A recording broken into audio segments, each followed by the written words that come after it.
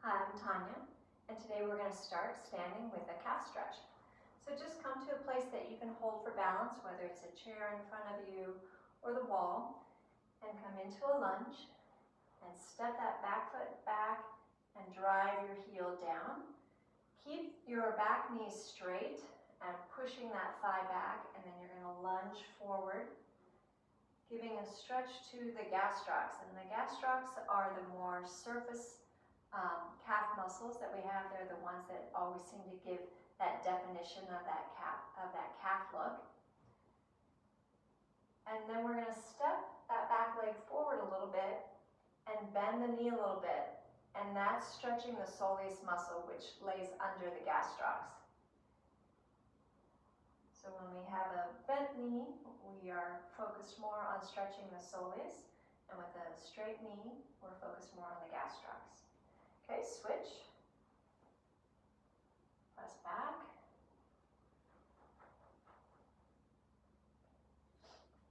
Make sure you're keeping the knee straight, heel down.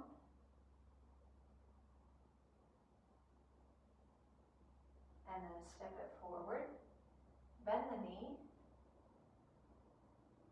And you should feel that going all the way down on the back leg, all the way down the sides, down to the heel, and coming actually all the way up the calf underneath. You'll feel that a little bit deeper. Okay, now we're going to come to a standing roll down. Stand with your feet about 6 to 8 inches apart. You can soften the knees here, and we're going to tuck the tailbone because we want to stretch just the spine in the first part of this exercise. So we want to anchor the pelvis by tucking it so that all of those muscles of the back that come down and attach in the pelvis, they get a nice deep stretch all the way down to their attachment point. So drop the head, engage the abdominals, and start to just round the upper body forward. Don't let your butt stick out. Keep the tailbone tucked and round the spine over. Pull your abdominals up into your body.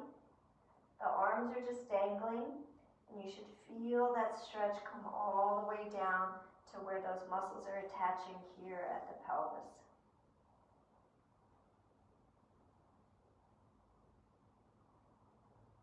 And let's just hang here for a second. Soft knees, tailbone tucked under, abdominals pulled up and in, and just letting those muscles get a nice long, deep stretch.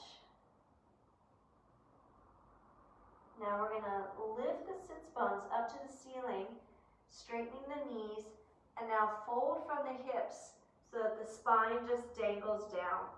We're not stretching the spine anymore. Now the stretch is coming into the glutes, the hamstrings, and down the calves. And you want to think that you're trying to pull your crown of your head down towards the floor and lift the sit bones up to the ceiling.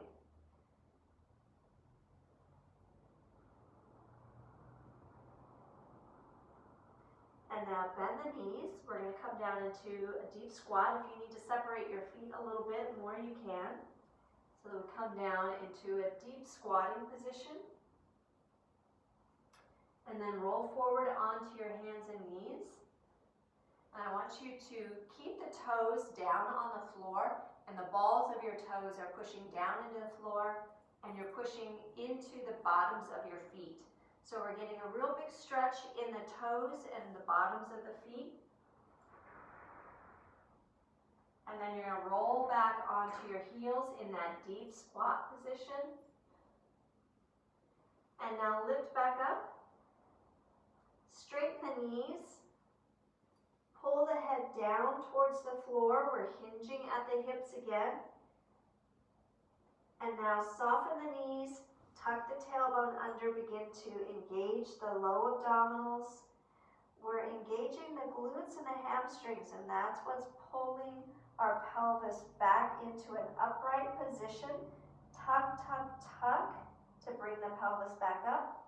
That's going to bring the low back up, and then we continue to roll the mid and upper spine up, lengthening, continuing through the neck, all the way out through the crown of the head. we're going to go side to side. Just going to grab a drink really quick. I hope you have a bottle of water close too.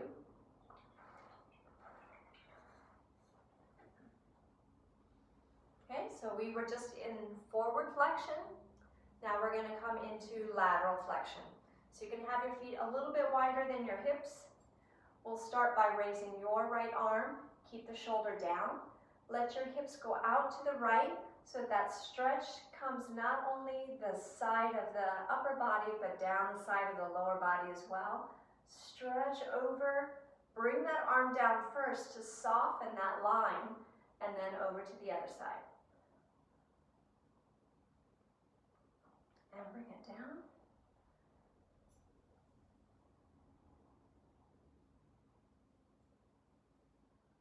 And again. Your left arm. Bring that left arm down.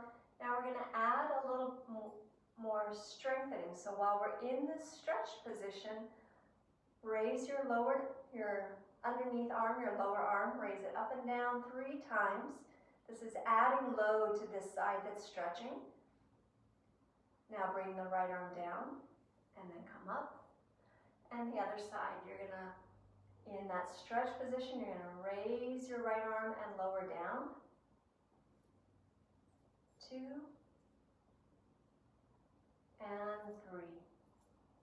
Good, lower the arm down and come back up. Okay, so now we're going to add some rotation to the spine. So stand with your hands behind your head. As we rotate to your right, you want to make sure that your pelvis and legs don't rotate as well. So as you rotate your spine and your torso, you're going to push your right hip forward. So you're going to feel like your hip is coming this way and your torso is going that way to keep your hips square. Okay, grow long and tall. Inhale as you spiral. That will encourage you to lift. Push the right hip forward and come back to center. Spiral to your left, pushing your left hip bone forward and back to center. Spiral to your right and center. To your left. One more time each way. To the right and to the left. And bring it back. Okay. So now we're going to come down onto the floor and do upper spinal floor twist. So you're going to lie on your side and you're going to bring your thighs perpendicular to your body and then have a 90-degree bend in your knees. And you should easily be able to reach your knees with your bottom hand. If you can't, it's usually because you don't have your hips hinged enough. So bring that up. Okay, so here I've got my shoulders stacked straight up and down, and I've also got my shoulders in line with my hips. And so now we're going to spiral the upper body. With my hand on my knees, that helps me keep this top leg stable so that my hip doesn't roll back when I roll my torso. So I want to anchor that top leg and stretch around, making a big circle with my torso and with my arm. This is a great stretch for the diaphragm. You'll also feel a lot of stretch in your low back, in your mid back, through your chest, your shoulders. We're getting good rotation of the spine. We're also getting movement of the shoulder muscles over the spine muscles, over the back muscles. Now on this one, let's go ahead and hold it open. Our goal is that our shoulders will lay flat on the floor with our chest pointing up to the ceiling while our hips stay stacked on top of each other and our knees stay stacked on top of each other.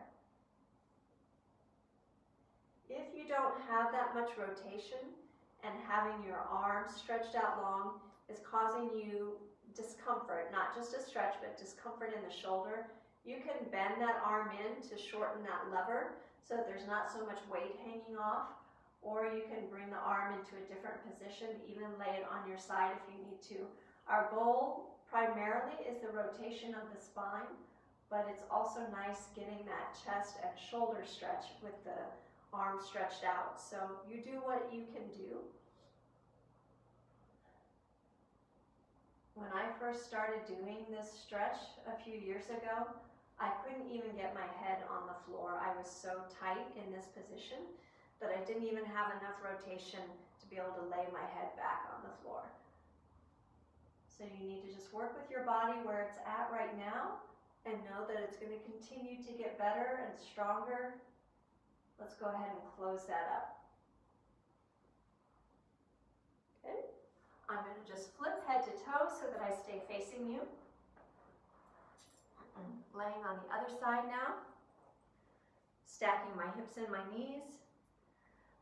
Inhale as we bring the arm up overhead so that we lengthen the spine as we rotate because we don't want to compress. Circle all the way around. Make sure that your neck and head follow your spine. So you don't want to be rotating the torso and still have your head looking forward where you started. So make sure that you allow the neck and head to follow the spine.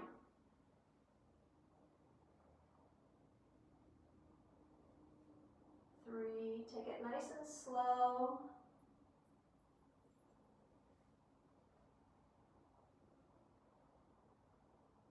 4,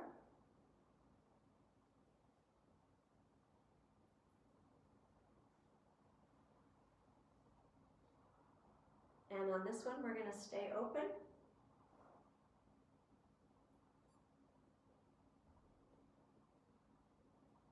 Take some nice deep breaths. Like I said, this is a really good stretch for the diaphragm.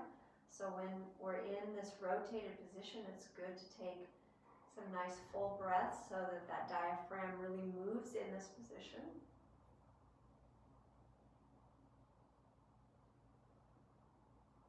And go ahead and close that up now. And now just turn onto your back. Have your knees bent. So this is going to help everything settle back into neutral after we were in those big rotations. Just let your arms rest by your side, palms up. You're about 45 degrees out. Okay, now we're going to extend the left leg, hug the right knee in. And now take that right leg up to the ceiling. And I want you to straighten your knee and pull your leg back towards you as far as you can and keep your left leg flat on the floor. Then bend the knee. And extend, pull it back, and bend. And 3, and bend, 4, and bend, and 5. On this one, grab the leg, give yourself a stretch, and see what the difference is between your active range, what you can pull back, and what your passive range is, what you can do in a passive stretch. And our goal is that we become strong enough in our fully contracted position that our active range and our passive range become the same. Okay, bend that down, give it a hug in, and now take it up, and we're going to do some axial rotations. So with your knees straight and you're pulling your leg back as far as you can, rotate the leg in the hip joint. 3, 4, and 5. Bend your knee and bring that in. Okay, we go to the left. Hug the knee in. Take it up. Pull back using your hip flexors. Pull back and bend the knee. Straighten, pull the leg back and bend the knee. Keep your right leg down. Straighten, pull back and bend. Straighten, pull back and bend. Last time, straighten, pull back. So here's my active range, what I can activate my muscle to do. And now my passive range is here. Okay, now bend that, give it a little break. Take it back up to the ceiling, pull back and rotate in the hip joint. 2, 3, 4, and 5. Bend the knee, pull it in. Okay, now we're going to take both legs straight up to the ceiling and arms straight up to the ceiling.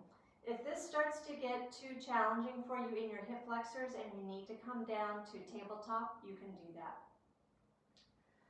Okay, starting straight up, we're going to take the right leg down and bring it up, and the left leg. We're going to do this 3 times on each leg. Right leg, and left leg, and right leg,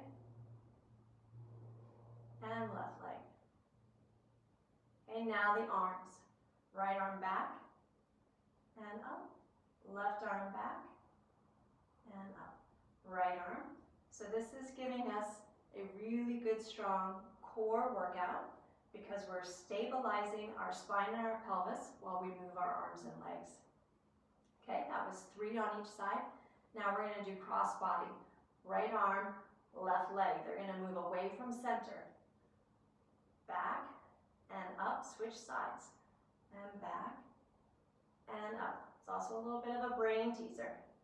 And up and back and up. One more time each side.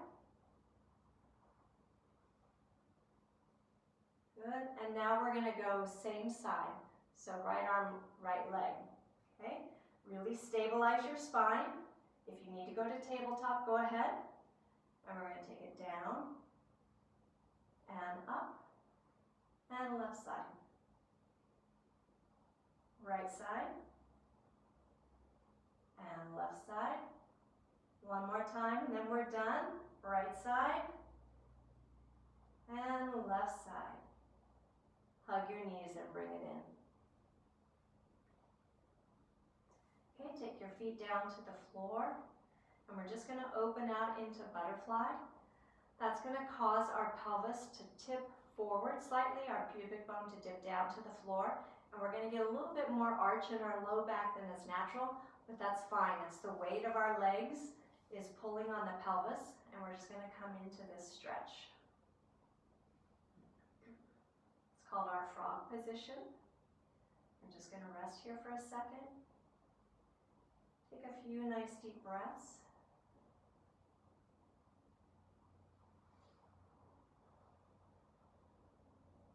One more breath. And then bring the knees together. Okay, and we're going to sit up with a rolling like a ball. So you're going to bring your legs into tabletop. You can either hug your knees or you can hold under your thighs. And you're going to roll through the spine and come up. And we're going to finish with just a few of those spinal rolls. So the most important part is that the spine is flexed and we're just rolling from tailbone up to the shoulders. That's the most important part. Secondary would be that control, that abdominal control that allows us to stop without putting our feet down. And then the tighter you get your legs in, the more abdominal and core work you're getting. But for me right now, the most important thing is the spinal roll. So you're going to tuck your head, pull your abdominals back. Make sure that you're on a soft surface. If you're on a wood or tile floor and if this isn't comfortable for you, don't do it. But if you've got a good thick mat underneath you that you can do this on, we're going to roll back and up.